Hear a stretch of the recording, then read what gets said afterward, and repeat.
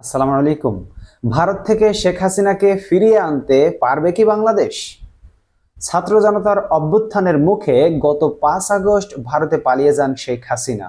এরপর থেকেই তার প্রত্যার্পণের দাবি উঠতে থাকে। 2 মাস না যেতেই হাসিনার প্রত্যার্পণের দাবিটি দৃঢ় আইনি রূপ নেয়। আইনি প্রক্রিয়া শুরু করে বাংলাদেশের আন্তর্জাতিক অপরাধ ট্রাইব্যুনাল। তবে প্রশ্ন উঠেছে, ভারত হাসিনাকে ফেরত দিবে কিনা।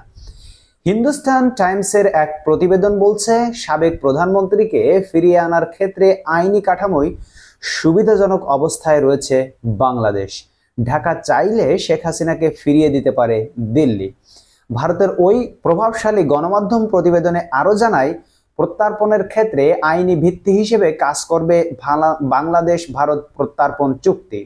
1 বছরের শাস্তিযোগ্য অপরাধ থাকলেই আসামিকে প্রত্যার্পণে বাধ্য উভয় দেশ। এক্ষেত্রে গ্রেফতারি পরোয়ানা থাকলেই হবে, দোষী প্রমাণিত হওয়ার দরকার নেই। রাজনৈতিক ঘরানার অপরাধের ক্ষেত্রে অপরাধী প্রত্যার্পণে বাধ্যবাধকতা নেই, কিন্তু হাসিনাকে রাখার জন্য এ ধারা কাজে লাগাতে পারবে না দিল্লি। কারণ হত্যাসহ বিভিন্ন অপরাধের জন্য শেখ হাসিনার বিরুদ্ধে মামলা রয়েছে। হত্যাকাণ্ডের অভিযোগ থাকলে অকার্যকর হয়ে যায় এ ধারা। তবে হাসিনাকে ভারতে রাখার আইনি বিকল্প হলো চুক্তি বাতিল করা। নোটিশ দিয়ে চুক্তি বাতিল করতে পারবে ভারত।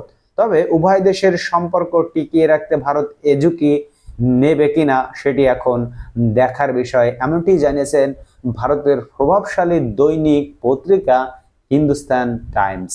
বন্ধুরা, আপনারা আপনাদের মূল্যবান মতামত জানাতে ভুলবেন না। দেখা হবে পরবর্তী ভিডিওতে। শেখ হাসিনাকে আসলে কি বাংলাদেশ সরকার আনবে, বা আনতে চাইলেও তাকে আনা সম্ভব হবে কিনা, সে সম্পর্কে আপনাদের মূল্যবান মতামত জানাতে ভুলবেন না।